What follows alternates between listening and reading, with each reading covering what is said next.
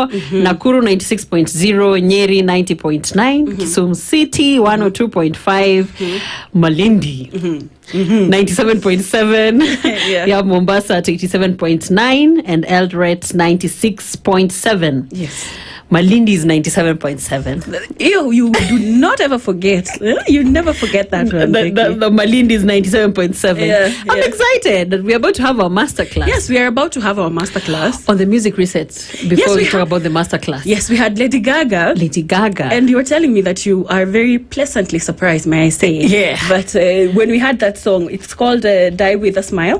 You were like, oh my God, Gaga, that was beyond. And you've fallen in love with that song, Becky. Yeah, okay. Let me just not give my thoughts about Gaga, but I didn't think that she had such deep music. Yeah. And that's why we have the music reset. That is why every Saturday we have the music reset. We play 3 songs back to back of one artist. Yes. So today we had Lady Gaga, and that was so interesting. I think to describe what you're saying is that she's known for songs such as Poker Face, obviously, and Shallow. Her flamboyant style, and her advocacy, which the meat outfit. That's the only thing I remember. Yes. So just to back up what you're saying, yes, she's very flamboyant, and her advocacy methods go beyond the norm. That is why she'll wear nyama and stuff like that. Yeah. Yes, that was a mood reset on SpiceFM, guys. Please DM us, talk to us on our socials. We're about to have our masterclass. Yes, and you're about to learn so much. So much. So much. So much. You have a wakili in studio. Yes, please. So excited to have a lawyer in studio. Yes. Now today we are talking about blended families. It's the season. Everybody will be traveling, and I know sometimes we want to know exactly, it's going to be a family affair, so to speak, like over the holidays. Yes. So blended families are becoming more common than ever. Parents are remarrying, children adjusting to new homes, and roles being redefined along the way. But while love may bring families together, the law often determines how they function. Okay. So from custody to child support to inheritance to the rights of step parents, blended families face unique legal and emotional challenges. So how do you protect the children? How do you manage expectations? And how do you avoid conflict before it reaches the courts? So today in studio, ladies and gentlemen, we have a family lawyer. We have our wakili in studio. Her name is Leah Kigwatha. Leah Kigwatha is a distinguished family lawyer with over a decade of experience navigating the complexities of family law in Kenya. She specializes in matters related to marriage, divorce, child custody, and inheritance. And she has built a reputation for her compassionate approach to family legal issues while ensuring that the law is upheld fairly. She'll tell us more about herself. But her practice covers a wide range of family-related legal matters that we're going to talk about today. Sensitive cases involving blended families, domestic violence, and child protection. And Leah's expertise is what has brought her to the masterclass today. She's overly qualified. And that's why we have her in studio today. Welcome, Leah. Asante sana. It's lovely to be here. Yeah. Thank you for having me, ladies. Thank you so much for honoring our invite. What's your pink?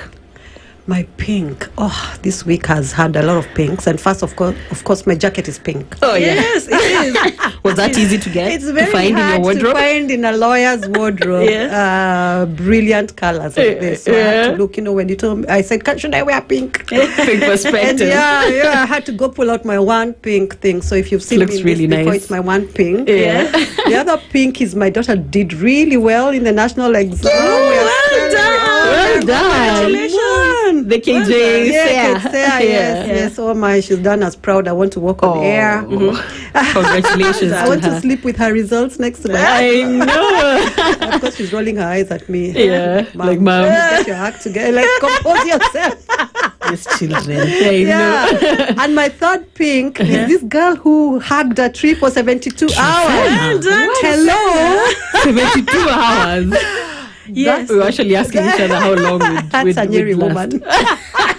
That to be some Wangari Maathai blood. Absolutely. Wow, that was brilliant. Yeah, so that was amazing. And even just the cause behind it, Can her you imagine? hugging that tree wasn't just for the Guinness World Record. Yes. It was, it was also some advocacy. Yes, and for trying environment to protection. Exactly. Think about the future. We must preserve the present for the future Absolutely. generations. She actually made her point. Amazing, yes, she made her absolutely, point. yeah. Wow. So beautiful. And how Kenyans supported her online.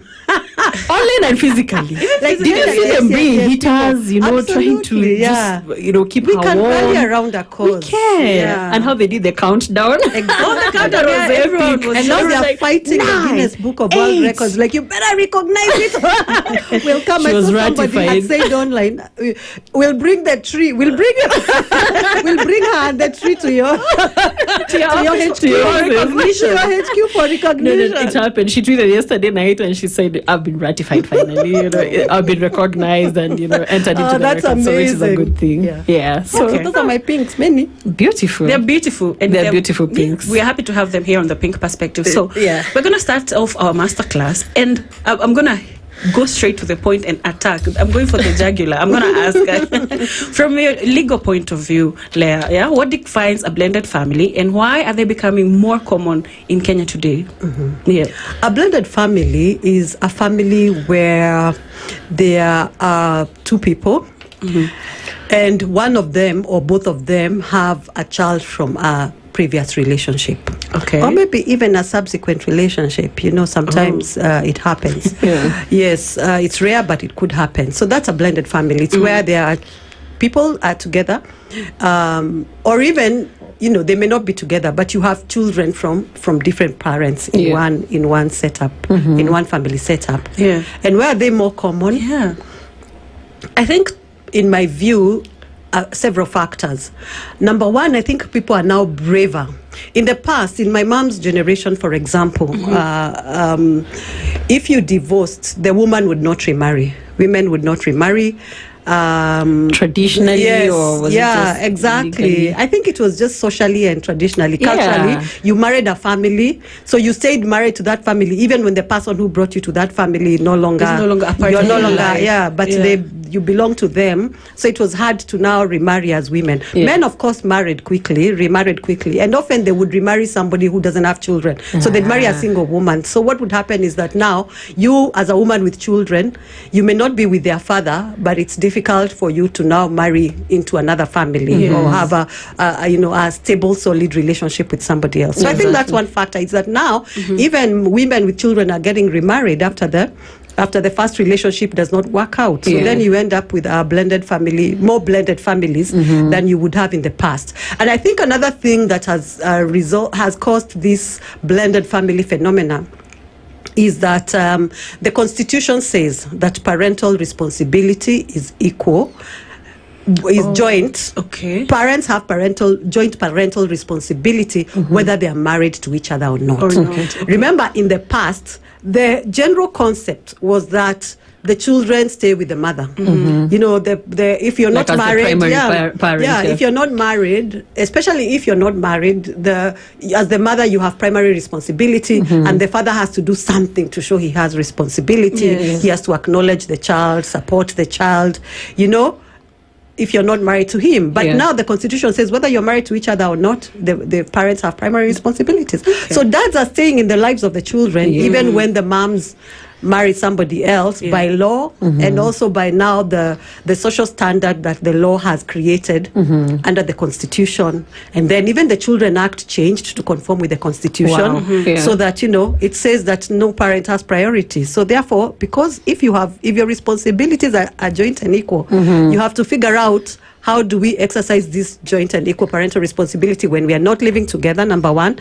And number two, when there's somebody else, your new partner in the picture, how do you do it? And there could be two partners, because we could go our own ways with the father of my children, and he marries another lady who has and I get married to someone who has children. Yes, absolutely. That's one large business. And sometimes you bring the kids together and raise them in the one house, and then they go and visit the other parents. Or they're living with the other parent and they come and visit you. It's a very, we used to see beautiful. this. What do you think about it? We used to see this over time. I think it's complicated, but it's a good thing. Because I think when it's difficult, you wish you could wish away the other parent. You can they just disappear? But I always say, if President Barack Obama's mother had changed his name and called him Daham, which was her last name. She hadn't recognized his Kenyan roots. We would never have known he was our brother. True. And he would have still remained our brother, but would never have known. He would have just been, the first black president, but is, African American. Would never have known about this history. Yeah. So it's painful, and it's hard. It's not easy. Yeah. But I think there are such good things to be said about it. When you do the hard work, I think on the other end is a beautiful destination. Yeah. And I love it that you've spoken about the Children's Act. But when you remarry or get married again, does that change custody or co-parenting arrangements? And in such situations, how can that be reviewed? Okay, it shouldn't, because but it does. It shouldn't, but it does. Because usually when you break up, sometimes people are able to come up with a very good arrangement where you say, I live with the kids, and then they see the dad every alternative weekend. I want to say every other weekend, but I found that in Kenyan English, every other weekend means every weekend. When you say somebody's here every other day, what you really mean is they are here every day. But so I won't say every other weekend, but it's every alternative weekend, and he has them for half the holidays. Yeah. That's a common arrangement. A few people go into this arrangement where the kids are with mom 2 weeks and then with dad 2 weeks, but that's rare because the way our lives are complicated. Imagine if you for example, if the school bus has to change, we're extropic. So our lives are a bit more complicated. Like we see in the West, 2 weeks with dad, 2 weeks with mom. We see kids living in one house and then parents coming in every two, you exchange. There are all those arrangements. But in Kenya, mostly what happens is maybe based on our history, kids stay with mom. And then dad has them every alternative weekend and he has them for half the school holidays. And that is usually okay. And it shouldn't really change when you remarry. Like if mom brings in a new spouse or dad brings in a new spouse. But it does, the emotions. When now you say as the dad, you see them every alternative weekend and for half the school holidays. But there's another man living with them day to day. Every day. You can't believe that your kids, I've had dads feel... I remember a client of mine who was so upset because he wasn't allowed to see his child during certain times of the week. Yeah. But he would see his child taking a stroll with a new with the mom's new spouse. Yeah. And he had to change the route. He drives to work because he would see them taking, and he's like, I can't believe I'm not allowed to see my child during the week. Just I need to inform, and then so it really, when there's a new person, it really brings problems. Because the mom says, I don't want them to go. There's a new woman in that house. Yeah. Or there is... he's feeling that he can't believe that children are waking up under the roof. There's another man living with them. So it becomes very complicated. And what the courts have done is introduced co-parenting coaching. Actually, in the children's court in Nairobi, there are co-parenting coaches attached to the courts. And you can ask the court to allocate to you a co-parenting coach who are usually therapists, psychologists, to help the parties navigate that, because the emotions are real and they are true. And can you now say that house is unsafe because there's another person? Can you stop them from getting into a new relationship? But what I'm finding that co-parenting coaches are doing is helping the people navigate that. How do you introduce it to the children? How do you do it in advance? What sort of arrangements do you make? Because it should be gradual. I don't think you should just pop your kids. It's not fair pop up somebody, another person. It confuses them, and some people do horrible things, like now bring in a new mom and say, "This is your new mom. Your other mom is useless and and she's not, and that's horrible for the kids. Wrong. You might feel like you've won when you do that, but it's horrible for the child, because whatever you tell your child about the other parent, the child internalizes it as something in me. If you say your dad is a crook, and your dad is this and that, the child starts thinking, I must also be a crook. I Like must my also be father. this. Yeah. If you tell your child that your mom is foolish and the child starts to think, I am also maybe not that, because they carry the genes. Or they feel like they were the reason why, the parents went Kids separate ways. kids always feel like it was their fault. It's a very strange thing. They always wonder, what didn't I do? Yeah. What did I not do right? Why aren't my parents? Kids always feel so that like they did something wrong. So it's important to take advantage of resources that are available. These resources were not available like for our parents, because our parents still had breakups. Yeah. But they were not available for them to be able to parent us in a way that doesn't wound us or that minimizes the damage even after breakup. But those resources are now available. There are therapists, there are counselors, a lot of trained people. Exactly. Please, those resources are available, and people should take advantage of them so that we have a generation, we acknowledge their breakups. I was watching a video where it says it's a 50%, divorce is 50% every marriage.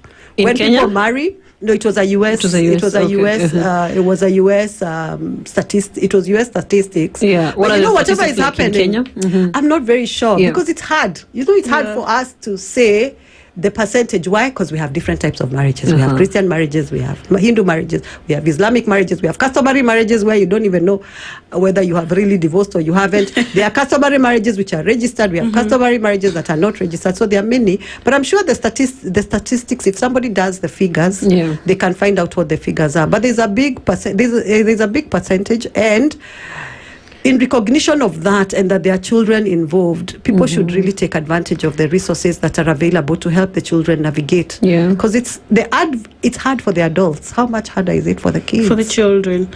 I'm curious. When we talk about, obviously, now we are divorced and there is other parents who are coming into the picture, step parent. Do step parents have any sort of legal any sort of legal powers or rights to the children who are not biologically theirs? Now, when kids are involved, I think the thing to think about is not so much your rights over these children, but your responsibility to the child. Children are rights bearers. They are the ones who bear the rights. And it's very tempting to go into the perspective of what are my rights. But yes, your rights may exist, but really the issue is the children. Now, step parents have parental responsibility to safeguard the interests of the child. So that because you're the step parent does not mean that you don't have a responsibility towards this child. Now, your rights may be a little less than the biological parents. Like you may not have a right to live with the child unless it's in the child's best interest. Because in these conversations, your main priority is what is in the best interest of the child. So you may not have, if you have any rights, they are only rights as far as they correspond with protecting the best interest of the child. But you absolutely have parental responsibility to ensure that you safeguard the interests of that child. You have a responsibility. And so there's a case that us lawyers, we love our cases. And when we and I actually taught a communication class law. They used to really, like, their eyes would glaze over. They're like, when is she leaving? So I like to teach law to lawyers because, lawyers are like, this is our bread and butter. But I told her, and we love our cases and not other people. People don't feel them the way we feel them. There's a vibe. But there's a case called Rizak. So this case is very interesting because this guy had raised this child. Then when they broke up, the court said he still has parental responsibility and he needs to provide for this child. And he was, of course, upset under the Constitution. No, my rights. He went to the Constitutional Court and said, I don't have an obligation to take care of this child. And the court said, you can't. The child can't fall out of favor. The best interest of the child demand that you also take care of the child. And so it's really the best interests of the child that are primary. Now, if the biological dad is in the picture, he still has parental responsibility. So people do need to have that conversation, because people feel, I found it so interesting, recent conversations about, the new dad should take care of all the bills. And, people say, I can't pay bills for children who are living Not under another man's roof. Yeah. The new dad should take over responsibility. That's really not the law. The law is that you still have parental responsibility whether you're still married to each other or not, or whether you did not marry each other in the first place. So this is still your child. Yeah, this is still your child. Children. Yeah. Which sometimes brings complications because sometimes we want to wish away that I parent. know. Like even the new person wants the other person to disappear. Like I can take care of this. I can take care, but you can't. You can't. Actually, They're not your biological children. You can only safeguard their interests. Yeah. So you have to really be aware that the law says this other person has parental responsibility. Still has a parental. He still has a parental relationship with the children. Yeah. And I'd want to know, how do you then structure those agreements, like the healthy co-parenting agreements? How would you structure that legally? So what I've found is that most people don't involve the other parent. At the point you're structuring the agreement, they're not involving the step parent. At the point you're structuring the agreement, it's the two of you, the two biological parents of the children who are parties to the agreement. But you have to have in mind that another person could come into the picture, or another person is in the picture. So the way most people do it is to say, for example, don't introduce a new partner unless, one, it's a really serious relationship. So like not after a few weeks you're introducing a new partner to the kids, because it confuses them. So you can put in the agreement that you'll not introduce without involving the other party, so that the other party can also process with the children.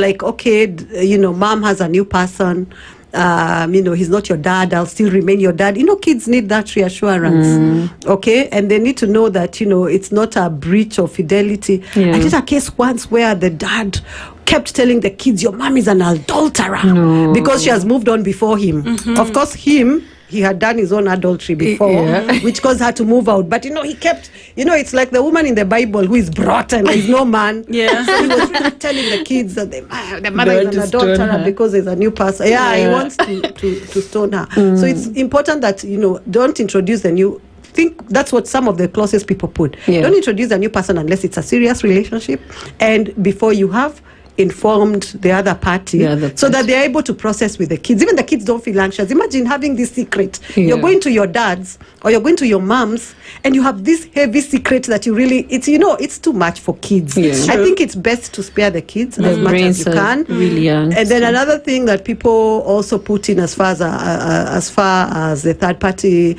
is concerned is to say, how will the other party be involved?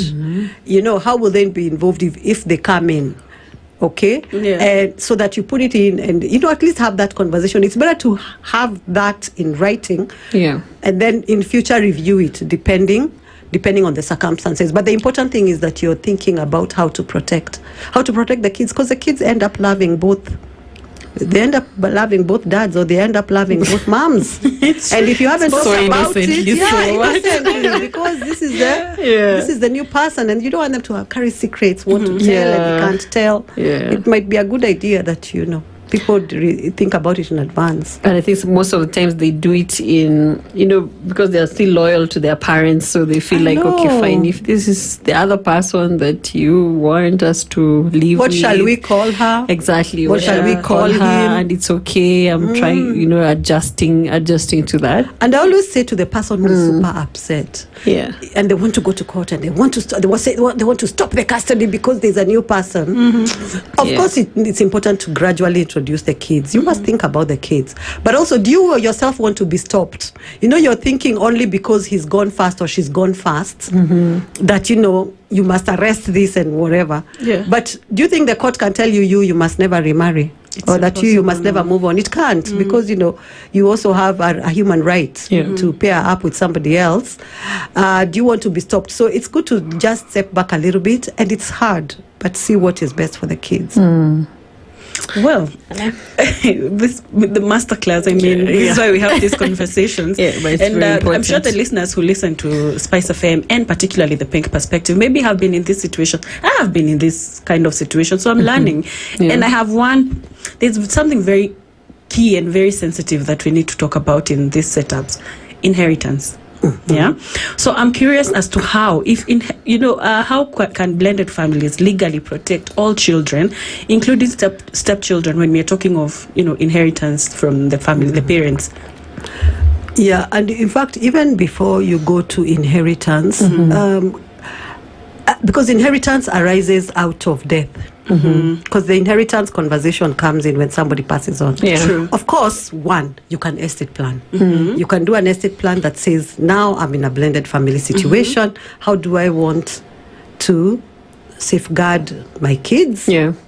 How do I want to safeguard? How do I want the relationship with the other kids My to be? stepchildren, My stepchildren, with as far as my property Is concerned.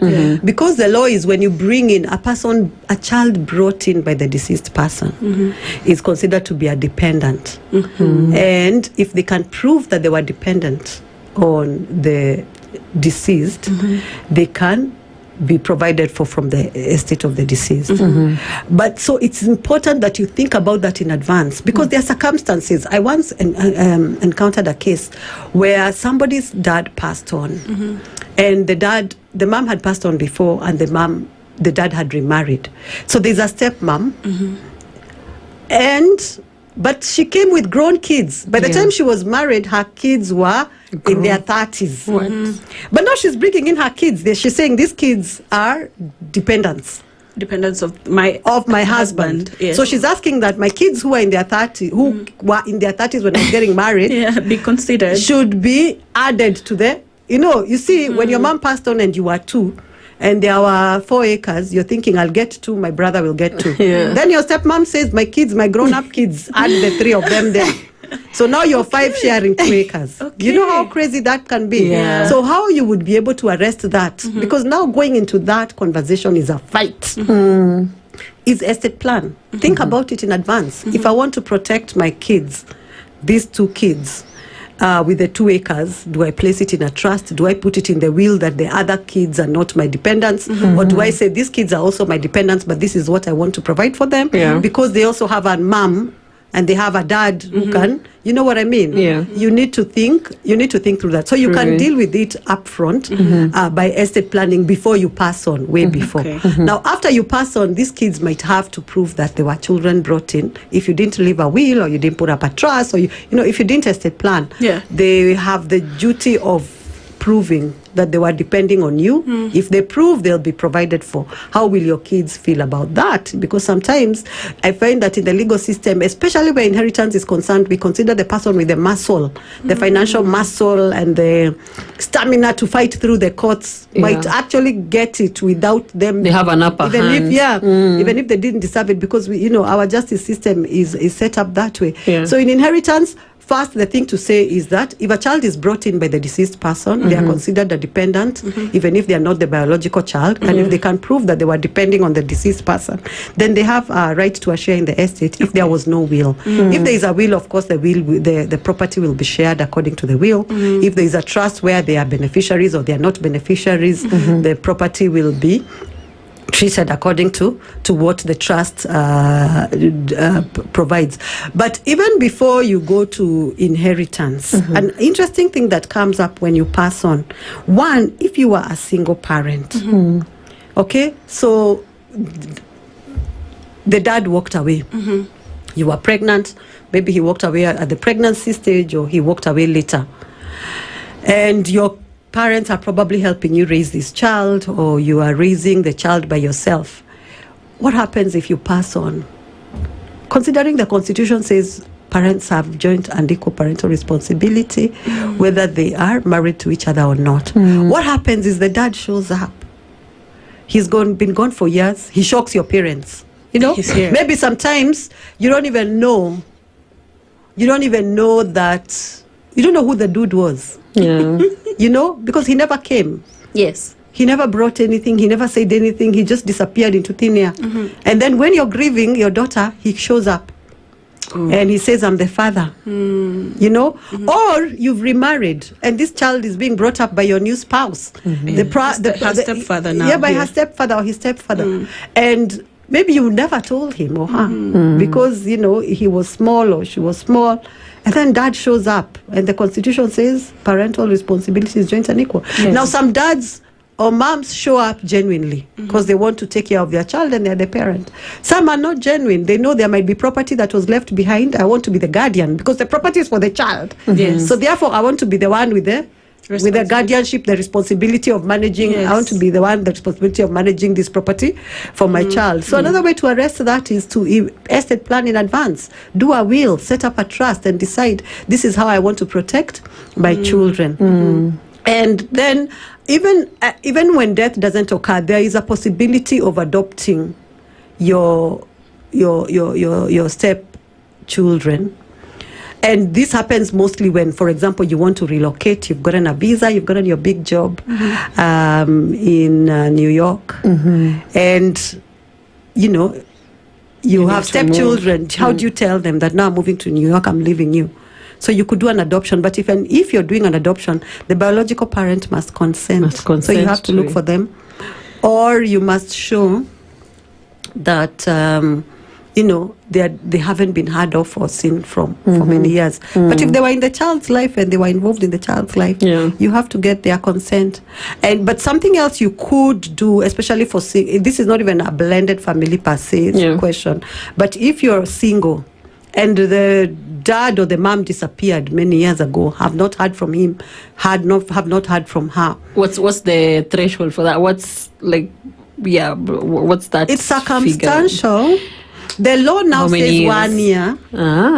The law says 1 year. If they disappear for 1 year, then that you can easily make decisions for them. Abandonment. There's a presumption of abandonment, especially in adoption matters. That if you haven't seen or heard from the parent for 1 year, you can have them presumed to have abandoned the child. But they come, and once they come, there's something about biology. Once they show up, you have to contend with them. Yeah, but especially moms, single moms, because there are more than single dads. If you haven't seen or heard from him for many years and you're seeing like there's a possibility of a job taking you abroad, because the embassy will definitely ask you for the consent. Do you know, even if there's no father on the birth certificate, they want to see an order from the court. So sometimes people have to come and go to the court to ask for sole custody. Give me sole custody. Declare I'm the sole custodian of this child, so that I go to the embassy with the birth certificate, which has his name or not, but there's also an order showing that a court has investigated or a court has interrogated and found that you're the sole custodian of the child, so that you don't need his consent or her consent when he or she disappeared. And maybe sometimes you can't find them. Wow, like we're learning so much. Or if you go ask them for consent, they have some demands where you're like, Allah, if you want my consent, you have to do X, Y, Z, A, B, C, D, and then you're like, ugh. I know. What of cases where it's, say, the woman or the person who was staying with the children is, has blocked you or has stayed away from you, or it's not like you don't want to be involved in the child's life, but you've been blocked. By all no means. Access. Or you go to court. Just go to court. Go to court. Once you if the maternity or paternity is not in dispute, maternity is rarely in dispute. It is paternity that is always maternity, in dispute. By the way, is coming into dispute in cases of IVF and surrogacy, where somebody has it in their back pocket that if we do a DNA this child, even if you might have delivered them, or if we're doing DNA, the child, you're the mother, but you're not the mother DNA wise. But that's a story for another day. That is future. Now, usually it's paternity that is in dispute. Now, where paternity is not in dispute, just go to court. The court will immediately structure a plan for you to see the kids, but it will also give you parental responsibility. So usually I tell dads, if you're able to see your kids, and if you are providing for your kids, there may not be a need to go to court. Try and agree. And even if it's hard, it's very hard for dads, because when the children are under your roof, they're under your control. I think for dads, it's the control thing. They're under your control. For dads, even telling having to tell her, I'm coming to see the kids, or please bring the kids here so that I can see them. It's usually so, it feels like blocking. It feels like I have been denied, but it's just I've been denied access. But it's just that the modalities are that, and the children are not in your house, so you have to make plans, you have to make arrangements to be able to see them. But if you have completely been blocked, go to court. The court will immediately, because the child has a right to that parental relationship. So if you go to court, the court will immediately structure some access, even if it's gradual, even if it is with therapy, so that you are being introduced. The child had never been told that you're the dad, that's, or you're the mom. Even if it's, but the court will not say, now you stay away. We forget that you exist. Exactly. And in terms of financial obligations, I'd want you to touch on that before. I know time is running really fast. So in terms of financial obligations, does the law provide for like a clear way in which, like, the parents, whether the step parent or the biological parent, is supposed to provide for the children? And if so, who takes the responsibility, really? Like, is it the step parent, or what of cases where the step parent says, I can be able to take care of these children, or the parent, the one parent that is staying with the children, feels like the other parent is supposed to? And for the cases, in cases of women who are not staying with their children, maybe it's the dad who's providing. Are they also expected to have? Do they have a financial obligation of the children? What does the law say about that? What the law says is that parental responsibility is joint. And that's the Constitution. The Children Act says joint and equal. So, in terms, the clarity that the law has given is to say parental responsibility involves 5 things: food, clothing, shelter, education, and medical cover. All right? So most times the person staying with the children is required to provide food. There are 5 things. No, you can't split them equally per se. Some people want to do that, do numbers, and then you split the amount into 2. But that will always bring fights. Because if the person is providing food and the children are not living, they start thinking, why are these children eating so much? Should they be eating more fruit? And it becomes a fight. I know. Because remember, these are people who disagreed. Exactly. These people who loved each other enough to make a child, and then they disagreed. And once they disagree, that line between love and hate is very thin. Very thin. So the things you used to love about the person, suddenly, you can't agree on anything. Nothing they say makes sense. So what most times the courts do is to say the person living with the children, provide food, clothing, and shelter. Food, clothing, and shelter. Those are the 3 basics. The person who is not living with the children, provide school fees and school-related expenses, and provide medical. Now, sometimes the court will weigh and see this person who is doing food, clothing, and shelter is probably spending also a lot of time with the children. Can we ask the person who is not living with the children to send them some money? Upkeep, to help with the upkeep. They need to, in fact, the courts sometimes say upkeep, but sometimes they say to contribute to food, as an addition, or to one of the 5, to keep it within the law. So that sometimes happens, sometimes it doesn't. The reason that is usually becomes so problematic, because the person who gets that money, who is supposed to be paid, finds it too little. The person who is supposed to pay doesn't want to pay, because, for example, if he or she is paying school fees, they're paying directly to the school. If it's a medical cover, they've taken out SHA. Is it SHA or SHIF? Or they have a private medical, they pay once and forget. So there is no constant exchange of money. So that's what now keeps people in court forever. That 10, 15, 20K that the court ordered, this person feels it's too little, they want it to be upped.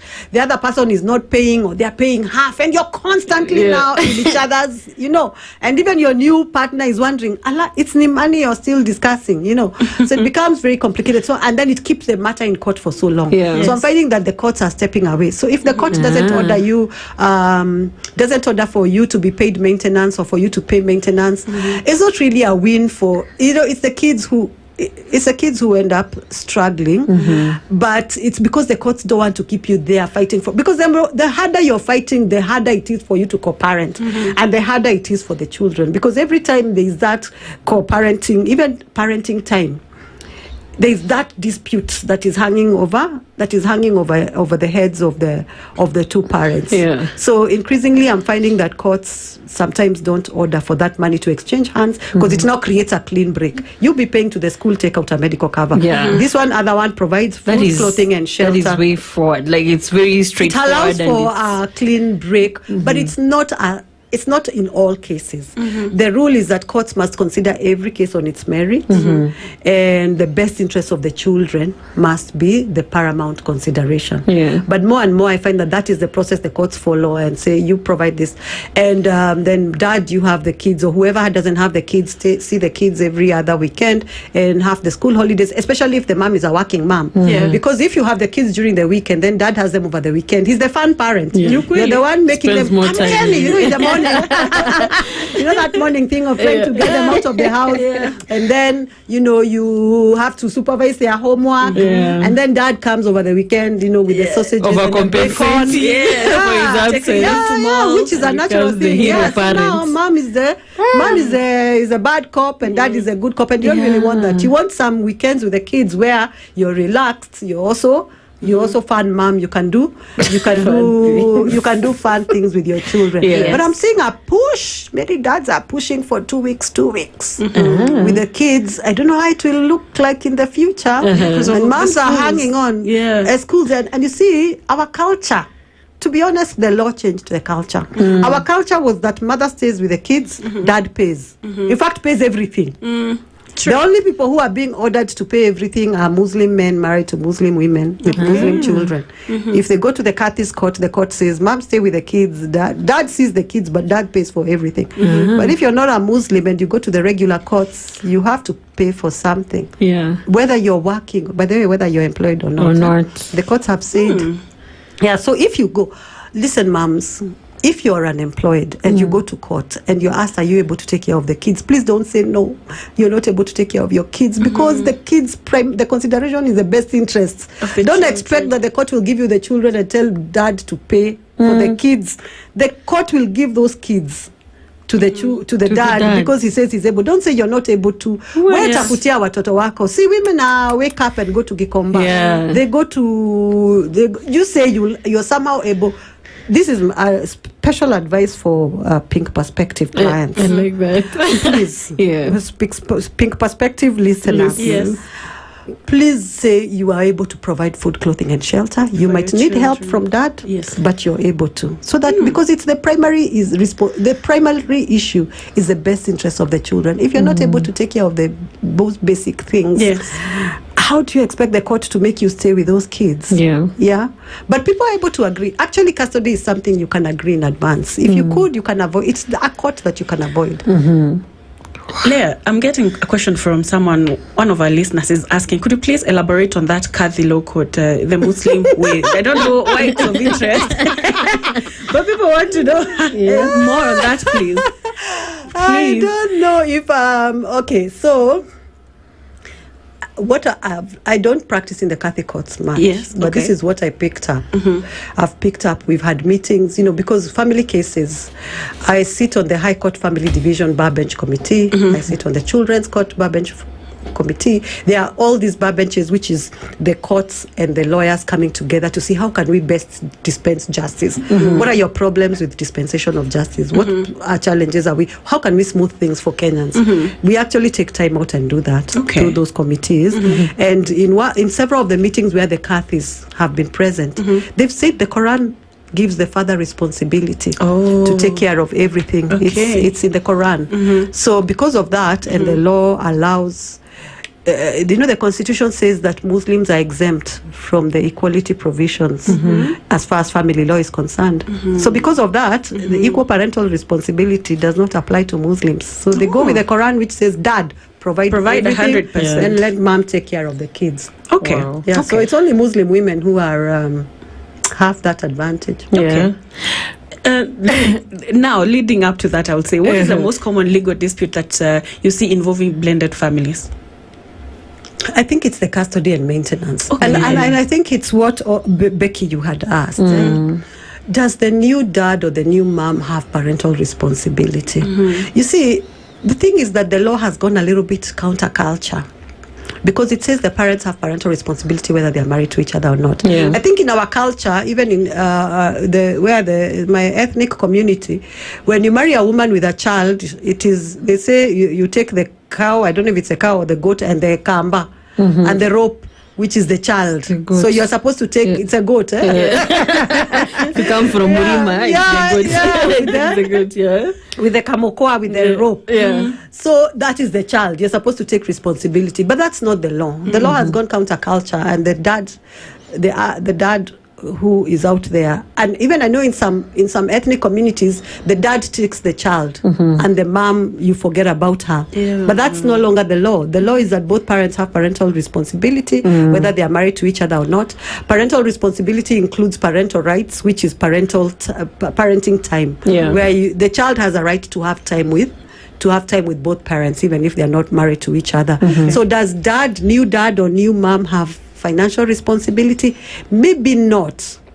The court will look at what is best for this child. Okay? They may not have financial responsibility, but sometimes courts have given them parental responsibility and said pay for this or pay for that, because you've taken this child in as your own. You can't divorce them. Now, whether you can sue depends on the circumstances. So the court will really look at the circumstances. But what the law has stopped is this idea that because she has a new husband, he should take care of everything. Okay? Or because she has remarried, let's keep the kids and she never gets to see them. Wow. And by the way, where moms have been told, and this is another counterculture thing, where kids stay with dad, mom should have some parental responsibility. So moms should know that you could actually say, you stay with the kids. He's entitled to come and ask you for school fees. I did a case for the court can order for her to pay school fees. Sorry, I speak faster than I think. I don't know which is faster. But I did a case where the mom was okay with the dad having the kids because she's from the culture where watoto ni wa baba. So she allowed the kids to go, but she was told to pay school fees for the children. Of course, she walked out. Actually, she was not told to pay school fees. She was told to send him 10K a month. Okay, so the law has gone counterculture, but I see that the court still kind of, want to stay within kidogo too. Let's not go completely on the other side of culture. So they didn't tell her to pay school fees, but they told her to send him 10K a month. Of course, I'm sure she didn't hear that part. She walked out of that case thinking, okay, fine, I've lost my kids, but surely I don't have parental. I can't be, how can I send a man money? I know. So she stayed, and then 1 year later, he came and said, you have not paid 120K. She was shocked. I'm saying we have 1 minute, 1 minute. And please, could you just answer this? Advice, she has to wrap up, and I'm sorry to our listeners. But we'll have her back in 2026. Please. So I want to know, and our listeners want to know, what key legal documents should blended families have in place to avoid future conflict as you wrap up? Number one, have a parental responsibility agreement with the other biological parent. Sit down and have a parental responsibility agreement. If you're unable to craft it, it's okay for you to have a gentleman or ladies agreement. But if there's another person coming into the picture, please sit down and have something in writing. And if you can't get that, maybe go to court and have the court structure it. Because when another party comes into the discussion, absolutely there is likely to be conflict. So try and write it down. And then do your estate plan. Do your will. Soon after you get married, because when you marry, your will is invalidated, which is a conversation for another day, which is why I have to come back to Pink Perspective in 2026. You will come back. But have your estate plan in place. Think, what do I want for my kids? What do I want to preserve for my kids? What is available to my step kids? And the kids that I will have in this relationship. Those are two key things you must think about. All right. I think our producer has given you an extra 2 seconds to conclude on that statement as you wrap up. Yes. I think the thing to do is think about the kids. So estate plan, parental responsibility agreement. Yes. I think those are the key things, because within an estate plan there are many other things that you could put in. But think about the kids. Please put the kids front and center. I know you're angry, it's bitter, you're hurt, this other person has hurt you, have hurt each other. Put the kids at the center of it. At the center. Give the kids priority. You had it